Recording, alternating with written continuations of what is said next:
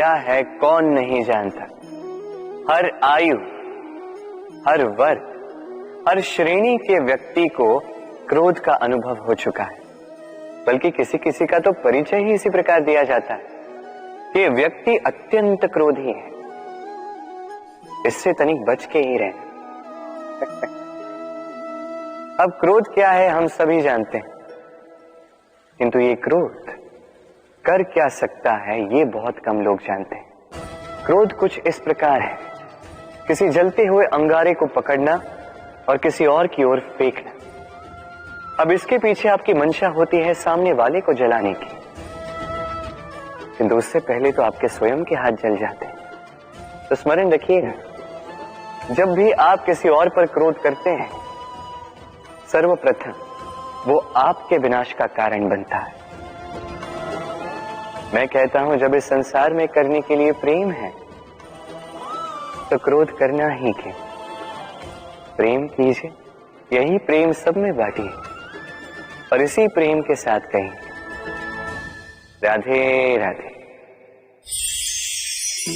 भय, ये भय सदैव मनुष्य के साथ ही रहता है।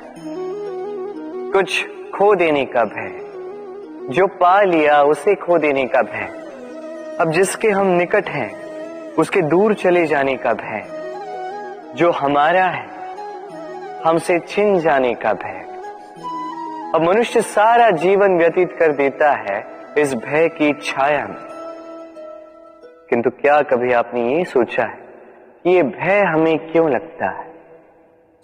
ये भय हमें इसलिए लगता है क्योंकि हम उस व्यक्ति, उस भाव, उस वस्तु को स्वयं से समेट कर रखते हैं।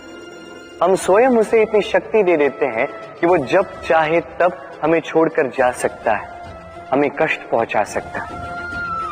किंतु यदि हम उस भाव, उस व्यक्ति, उस वस्तु से निर्लिप्त रहें, उसके आकर्षण से हम मुक्त हो जाएं, तो ना ही वो हमें छोड़कर जा सकता है, ना ही हमें कष्ट पहुंचा सकता है। इसलिए स्वतंत्र रहिएगा और सबको स्वतंत्र रखिएगा, प्रेम को भी। राधे राधे। अस्तो मां सत्कमे तमसो मां ज्योतिर्गमय मृत्युर्मां मृतम गमय। कभी आपने सोचा है काला रंग ना होता तो क्या श्वेत रंग आपको भाता? रात्रि का अंधकार ना होता तो सूर्य प्रकाश का अर्थ हमें समझ आता? ये थकान ना होती तो क्या विश्राम का अर्थ हम समझ पाते? ये भूख ना होती तो क्या इन स्वादिष्ट व्यंजनों का अर्थ हम समझ पाते? क्या इन सब का आनंद हम ले पाते? स्मरण रखिएगा, इस संसार में कोई भी भाव या वस्तु बुरी नहीं।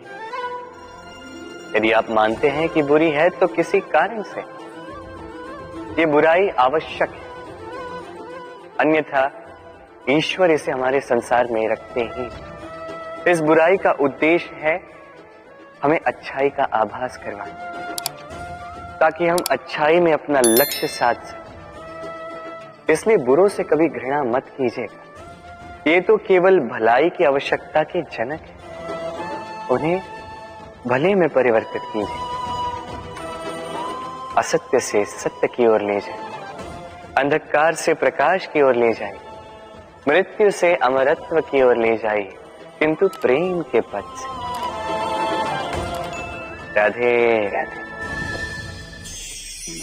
अक्सर हमारे पास एक बहाना होता है, एक खींच होती है कि संसार में हम करें तो क्या करें, जो हम करना चाहते हैं वो पहले ही कोई कर चुका है, हमारे पास तो कुछ करने के लिए ही नहीं है। यदि आपको उदाहरण दूं तो इन पूजा की थालियों को देखिए, पहले से ही सब कुछ सज्ज करके रख दिया गया है। अब ऐसे में हम सोचते हैं कि करना क्या शेष है, सब कुछ तो पहले ही हो चुका है। अब यहाँ पे समस्या कर्तव्य में नहीं है, यहाँ समस्या हमारी सोच में है। हम ये सोचने में समय व्यतीत करते हैं कि क्या हो चुका है। हमें ये सोचना चाहिए कि क्या करना अब भी शेष है जिसमें हम अपना योगदान दे सकते हैं।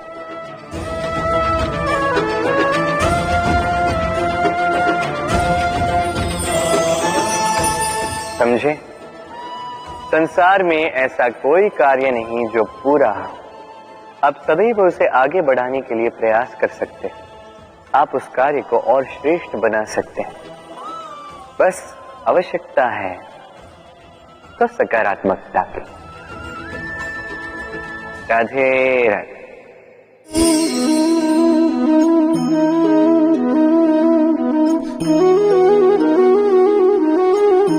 चलिए आज आपसे एक प्रश्न पूछता हूं।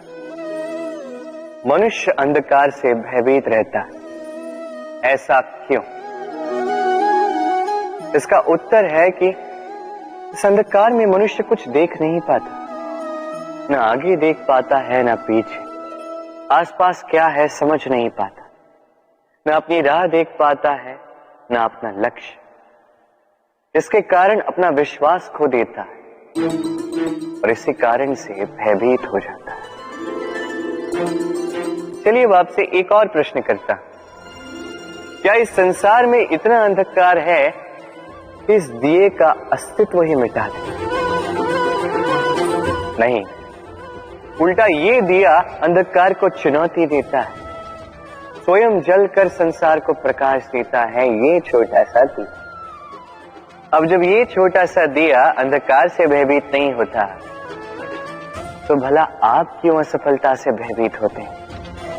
आपके भीतर एक अमर आत्मा है, बस आवश्यकता है तो उस आत्मा को जगाने की। अपने भीतर की इस ऊर्जा को जगाकर तो देखिए, सब कुछ दिखेगा। राधे राधे।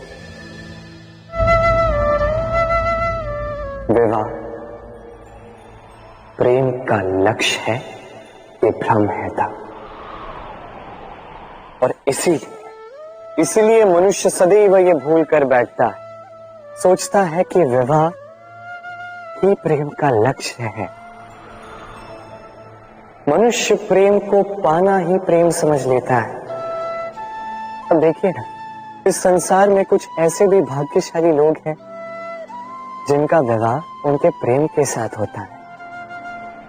कुछ का प्रेम ऐसा भी जिन्हें विवश होकर ना चाहते हुए भी किसी और के गले में वरमाला डालनी पड़ती है। किंतु ये दोनों भूल कर बैठते हैं तब विवाह के पश्चात वो सोचते हैं कि हमें तो सब कुछ मिल गया, हमने तो प्रेम प्राप्त कर लिया, हमारा लक्ष्य पूर्ण हुआ। किंतु उसके पश्चात ये जो प्रेम है था कहीं ना कहीं खो जाता। और जिन्हें प्रेम ना मिला वो प्रेम ना मिल पाने की पीड़ा में प्रेम ही भूल जाते हैं। समर्पण, 100% निस्वार्थ समर्पण, वो समर्पण जो किसी मां के मन में अपने संतान के लिए होता है। क्योंकि ये प्रेम दाव, ये प्रेम पाना नहीं है, ये प्रेम देना है। अपने आप को, अपने अस्तित्व को, अपनी आत्मा को समर्पित कर देना। ये प्रेम ना ही शारीरिक है ना ही भौतिक, ये प्रेम तो अपनी आत्मा का समर्पण है। ये विवाह एक संबंध अवश्य है और इसमें कुछ भी अनुचित नहीं है। ये विवाह प्रेम से प्रतिबंधित नहीं है था। ये प्रेम कहीं ऊंचा है। अब यदि मैं आपको उदाहरण दूं, तो क्या राधा के विवाह के पश्चात मैं उसके सुख की कामना करना छोड़ दूं? कैसे मैं प्रयास न करूं कि राधा जीवन में सदा सदा के लिए सुखी रहे? क्या मेरे मन में राधा के लिए प्रेम कम हुआ? कृष्ण का राधा के प्रति प्रेम कृष्ण में समाहित है ना। दाऊ, ये प्रेम पाप तब बन जाएगा जब इस प्रेम के बदले हम कुछ चाहेंगे, किंतु यदि ये प्रेम समर्पित हो तो ना ही ये अनीति है, ना ही ये पाप है। पर सेतु बांधने की कथा के विषय में तो आपने सुना ही होगा। श्री राम की सेना को 100 योजनों के समुद्र को पार करके लंका पर आक्रमण करना था। वास्तुकार नल और नील ने सेतु बांधने का उपाय सोचा, किंतु अब सेतु बांधा कैसे जाए? समुद्र इतना गहरा है, कितने पत्थर डाले जाए कि पार करने लायक स्थान हम समुद्र से ले सके। तब किया गया एक काम, पत्थरों पर लिखा गया राम का नाम, और जब इन पत्थरों को सागर में फेंका गया तब वो तैरने लगे। अब कोई कहेगा ये राम के नाम की महिमा है, कोई कहेगा ये नारायण का कोई चमत्कार, किंतु नहीं, ये राम का वो गुण है, उनके व्यक्तित्व की वो महानता है जिसने उनका प्रतिनिधित्व किया कि पत्थर भी सागर में तैरने लगे।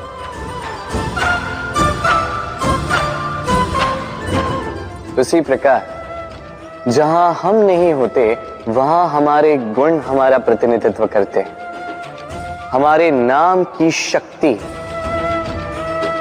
हम स्वयं बनाते हैं अपने कर्मों से, अपने गुणों से। अब चयन आपका है, आपके नाम के सहारे कोई विपदा से बाहर निकल आता है या आपके अपयश के दुष्कर्मों से कोई डूब जाता है। अच्छे से चयन कीजिए। राधे राधे। कभी किसी पंछी को देखा है? जब उसे अंडे देने होते हैं तो वो सर्वप्रथम एक स्थान खोजता है, एक स्थान जो वर्षा, धूप, शत्रुओं से सुरक्षित हो। फिर वो अपना घोंसला बनाता है, फिर अंडे देता है, और फिर जब उन अंडों से नन्ही संतानें निकल आती हैं तो उन्हें भोजन देता है, उनकी सुरक्षा करता है। परंतु जब उनके पंख निकल आए तो ना उन्हें भोजन देती है, ना ही उन्हें घोंसला बनाना सिखाती। उड़ने की कला सिखाती है बस। फिर वो नन्ही संतानें उड़ने की कला सीखकर स्वयं अपना भोजन लाना सीख जाती, स्वयं घोंसला बनाना सीख जाती। और हम मनुष्य क्या करते हैं? संतान के बड़े होने के पश्चात भी उनकी चिंता में सूखते हैं, प्रयास करते हैं कि उनके लिए घर बना सके, और अपनी संतान को और भी शक्तिशाली बनाने के स्थान पर पंगु कर जाते हैं। जीवन में वही कीजिए जो एक पंछी करता है।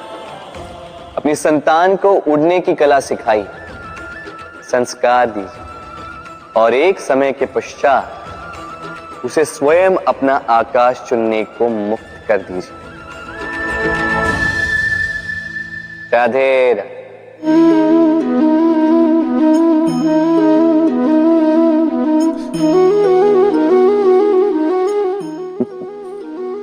अब आप सोच रहे होंगे कि मैं इतनी एकाग्रता के साथ इस चींटी को क्यों देख रहा हूं। आपको बता दूं कि आज इस चींटी को देखकर मैं मंत्रमुग्ध हो चुका हूं। इसके रूप, इसके आकार को देखकर नहीं, इसके प्रयासों को देखकर।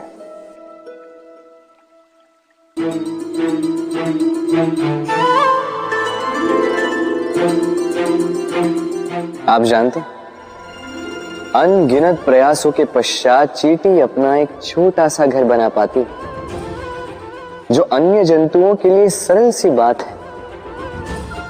वो चींटी के लिए उसके जीवन की सबसे बड़ी घटना, सबसे बड़ी सफलता है।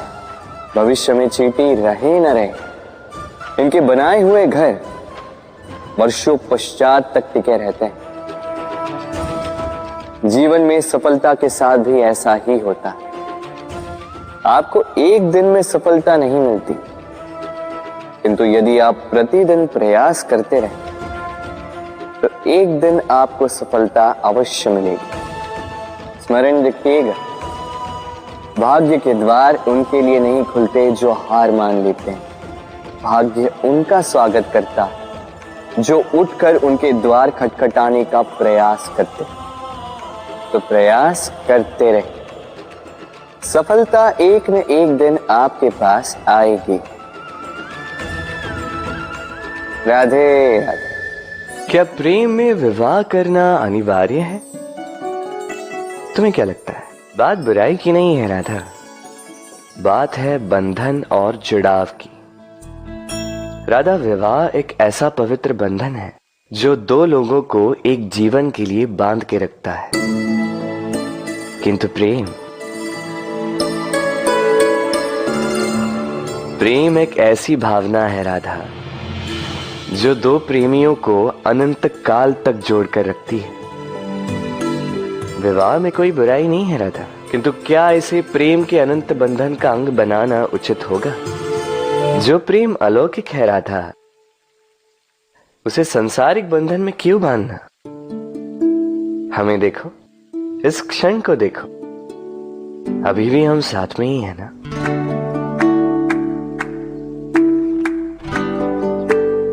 प्रेम भी यही सिखाता है राधा कि दो लोग, दो प्रेमी पूरे अस्तित्व के साथ हर क्षण एक दूसरे के संग बिताएं, बिना भविष्य की चिंता किए और इन आशाओं और आकांक्षाओं के खेल से परे होकर एक दूसरे को समझें।